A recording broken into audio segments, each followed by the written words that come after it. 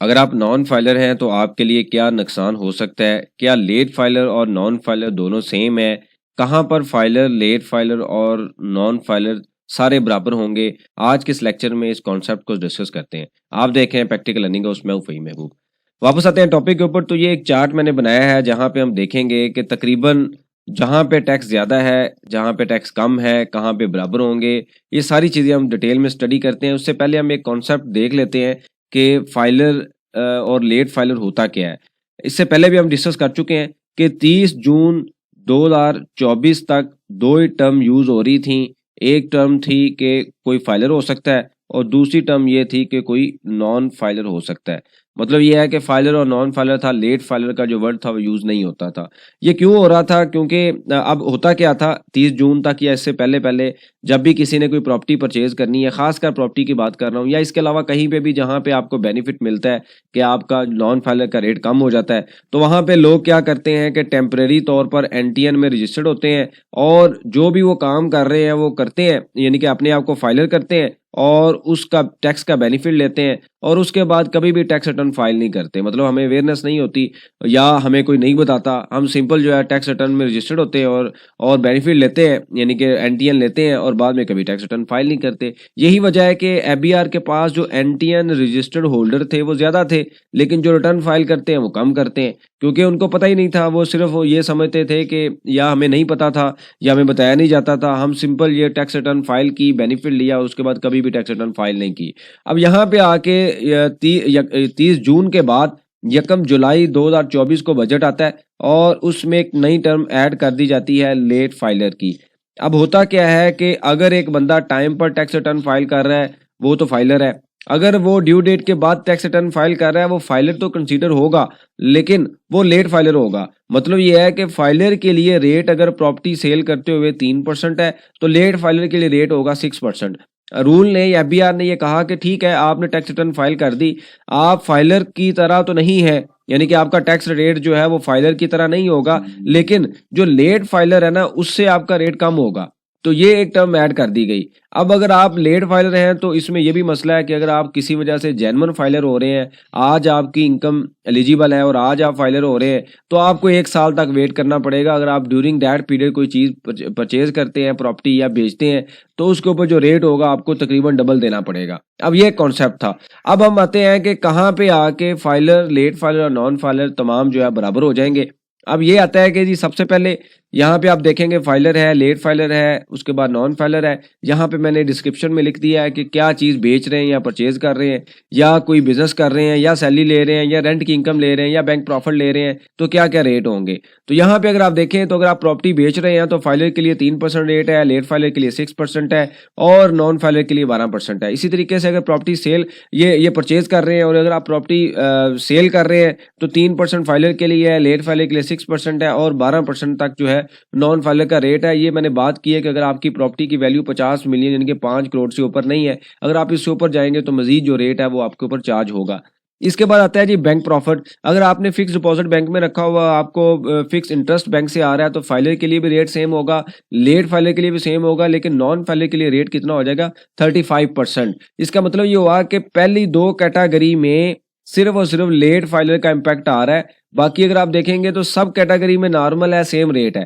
Property के case में cell और परचेज पे लेट फाइलर अप्लाई होगा, अदरवाइज फाइलर और लेट फाइलर में कोई डिफरेंस नहीं है। पूरे इनकम टैक्स ऑर्डिनेंस में, पूरे लॉ में सिर्फ 2 जगह पे डिफरेंस आएगा। और ये उन्होंने स्टार्ट में कहा भी था कि स्टार्ट हम यहाँ से ले रहे हैं और आस्ता आस्ता बाकी चीज़ों पे भी अप्लाई करेंगे। अगर आप सेल कर रहे हैं डीलर को, डिस्ट्रीब्यूटर को, होलसेलर को, तो आपने सेक्शन 236G के मुताबिक अगर आप फाइलर हैं तो 0.1% चार्ज होगा, लेट फाइलर हैं फिर भी 0.1 चार्ज होगा, लेकिन अगर आप नॉन फाइलर हैं तो आपको टैक्स रेट 2% चार्ज होगा। मतलब अगर आप बिजनेस कर रहे हैं, नॉन फाइलर हैं, तो आप किसी से कोई चीज़ परचेज करेंगे तो आपको अच्छा खासा टैक्स चार्ज होगा, जो कि तकरीबन 2% तक बन जाएगा। उसके बाद ये आता है कि अगर आप रिटेलर को सेल कर रहे हैं और आपकी कैटेगरी रिटेलर है तो आप फाइलर हैं 0.5% चार्ज हो जाएगा, लेट फाइलर है फिर भी सेम रेट होगा, लेकिन नॉन फाइलर के लिए अच्छा खासा रेट है जो कि 2.5% हो जाएगा। ये सेक्शन 236H के मुताबिक है। अगर आप इंपोर्ट कर रहे हैं, मैंने स्टैंडर्ड रेट लिया है, अगर फाइलर है तो 5.5% है, लेट फाइलर है फिर भी रेट सेम होगा, लेकिन अगर नॉन फाइलर है तो रेट डबल हो जाएगा। इसी तरीके से अगर आप डिविडेंड ले रहे हैं, कहीं पे आपने स्टॉक मार्केट में इन्वेस्टमेंट की हुई है, फाइलर है तो 15% है, लेट फाइलर है फिर भी 15% 25% है और नॉन फाइलर है तो रेट आपका 30% हो जाएगा। अगर आप बिजनेस कर रहे हैं और आप कस्टमर को चीज़ें बेच रहे हैं या आपने किसी को सप्लाई की है, तो जब आपको पेमेंट करके जब आपको पेमेंट के टाइम पर टैक्स डिडक्ट किया जाएगा, तो अगर आपका स्टेटस फाइलर है तो 5% होगा। वैसे कंपनी मैंने लिया है, अगर आप अदर देन कंपनी है तो 5.5 भी हो सकता है, और लेट फाइलर है तो फिर भी 5% होगा, लेकिन अगर नॉन फाइलर है तो टैक्स रेट डबल हो जाएगा। तो ये डिफरेंट तरह की इसमें सब्सिडीज भी आ जाती हैं। मैंने स्टैंडर्ड रेट लिया है, लेकिन इस सेक्शन में जो भी रेट्स होंगे फाइलर के लिए और लेट फाइलर के लिए रेट सेम होंगे, नॉन फाइलर के लिए रेट डबल हो जाएंगे। इसी तरीके से कुछ अगर आप रेंट प्रॉपर्टी आपने को रेंट पे दी हुई है और आप नॉन फाइलर हैं, और जब कोई आपको पे करेगा तो वो फाइलर के लिए और नॉन फाइलर के लिए, लेट फाइलर के लिए तो रेट सेम होगा, लेकिन नॉन फाइलर के लिए रेट डबल हो जाएगा। मतलब फॉर एग्जांपल आपने 1 लाख रुपया मंथली आपको रेंट आ रहा है और आपने जिसको दिया हुआ है वो आपका टैक्स काट रहा है, लेट्स से वो 3,000 रुपये आपका टैक्स काट रहा है पर मंथ, अगर आप फाइलर हैं लेट फाइलर है। लेकिन अगर आप नॉन फाइलर होंगे तो वो 3 नहीं काटेगा, वो 6,000 रुपये टैक्स आपका काट लेगा, डबल हो जाएगा। इसी तरीके से अगर आपके प्राइस विनिंग है, कोई प्राइस आपने विनिंग किया है, तो वहाँ पे भी फाइलर और लेट फाइलर का रेट सेम होगा, नॉन फाइलर के लिए रेट डबल हो जाएगा। अगर आप पेट्रोलियम प्रोडक्ट्स में है, यानी कि आपका कोई डिस्ट्रीब्यूशन सेटअप है या आप पेट्रोल पंप रन कर रहे हैं, तो फाइलर और लेट फाइलर के लिए रेट सेम है, लेकिन नॉन फाइलर के लिए रेट डबल हो जाएगा। अगर आप कोई गाड़ी परचेज कर रहे हैं तो यहाँ पे फाइलर और लेट फाइलर के लिए रेट तो सेम है, लेकिन जो नॉन फाइलर है उसके लिए डबल रेट की बजाय 200% हो जाएगा, मतलब डबल से भी ज़्यादा हो जाएगा। यहाँ पे थोड़ी सी उन्होंने एडिशनल रखा है कि नॉन फाइलर के लिए डबल से भी डबल रेट होगा। उसके बाद ब्रोकरेज एंड कमीशन, अगर आप कोई इस तरह का काम कर रहे हैं जहाँ पे कमीशन इनकम आ रही है, तो फाइलर के लिए भी रेट सेम होगा, लेट फाइलर के लिए भी सेम होगा, लेकिन जो नॉन फाइलर है रेट डबल हो जाएगा। एडवांस टैक्स है जो कि ऑक्शन के टाइम पे चार्ज किया जाता है, जब कोई गाड़ी वगैरह परचेज करते हैं तो ऑक्शन जो होती है उसमें फाइलर और लेट फाइलर का रेट सेम होगा, लेकिन जो नॉन फाइलर है उसका रेट डबल होगा। तो ये जो कैटेगरी हमने स्टडी की है, यहाँ पे तकरीबन जो रेट है वो डबल हो रहे हैं। अब कुछ ऐसी कैटेगरी है यहाँ पे, अगर आप देखें ब्लू हाईलाइट में, तो यहाँ पे अगर आप 236, अगर आप कोई ओवरसीज पाकिस्तानी है, नॉन रेजिडेंट है और नाइकोप आपके पास अवेलेबल है, पीओसी अवेलेबल है, प्रॉपर्टी परचेज कर रहे हैं, तो आपका फाइलर के लिए भी रेट सेम होगा, नॉन फाइलर के लिए भी सेम होगा और लेट फाइलर के लिए भी सेम होगा। इसी तरीके से अगर आप प्रॉपर्टी बेच रहे हैं, नाइकोप है या पीओसी आपके पास अवेलेबल है, तो फाइलर के लिए भी रेट सेम होगा, लेट फाइलर के लिए भी और नॉन फाइलर के लिए भी सेम होगा। मतलब आप अगर ओवरसीज है और अगर आप नॉन फाइलर हैं तो रेट आपका सेम होगा प्रॉपर्टी को सेल और परचेज करते हुए। वेयर एज लेकिन जो ऊपर हमने कंडीशन देखी है, यहाँ पे अगर आप किसी जगह पर कोई ट्रांजेक्शन कर रहे हैं, चाहे ओवरसीज भी होंगे, तो रेट आपके डबल हो जाएंगे। लेकिन सिर्फ इस 2 जगह पे प्रॉपर्टी के केस में आपको थोड़ा सा